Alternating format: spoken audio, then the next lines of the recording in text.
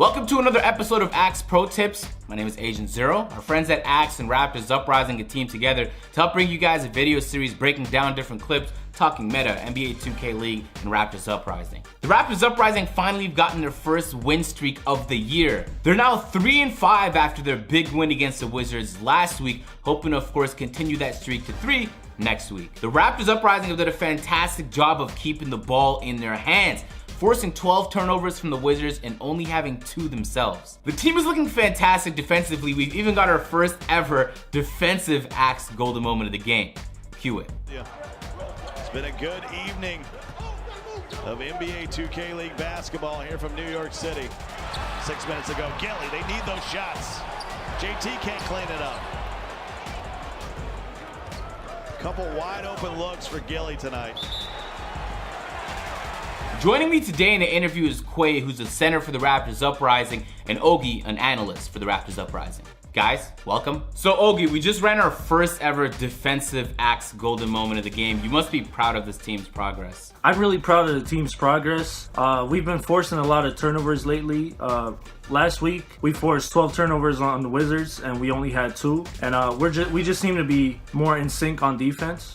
So Quay, in the game a couple weeks ago against the Sixers, you were rocking the slashing stretch. Now you're rocking the pure rim protector. How different are those archetypes? As far as the stretch, is more offense. You probably got a knockdown shot if you're open.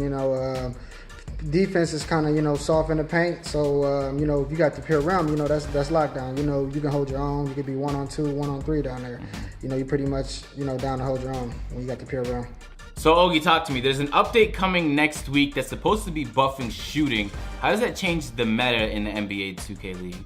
So with the meta changing, a team like the 76ers could get even better, because buffing the shooting just means we're going with their playstyle and they're going to be comfortable. We also heard that the rim protector is going to be nerfed, which could hurt a lot of teams. For example, the Blazers, it could hurt them because they've been using that build recently and it's really been working for them. They're undefeated, so they're definitely going to have to adjust to things, just like the whole league, but it's going to be interesting to see.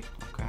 So Quay, you were drafted in the 6th round and you didn't see much playing time until recently. What have you been doing to stay prepared for when you get your opportunity to play?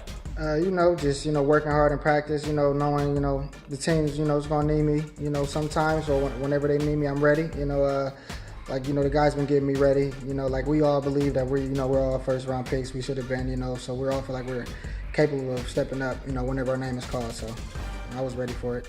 So Ogie, you've won your last 2 games in the season. It's been a massive turnaround. What changed and what are you guys doing differently? We really got used to the league build.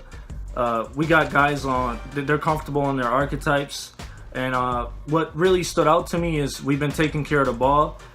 Every possession, we take it like it's the last one now. Like we've seen the past week, Detox didn't have a shot at all during the whole game, and he had a wide open 3-pointer with maybe about 20 seconds on the clock, and he didn't take it because he knew they wanted us to shoot that shot so they could get the rebound and try to come back.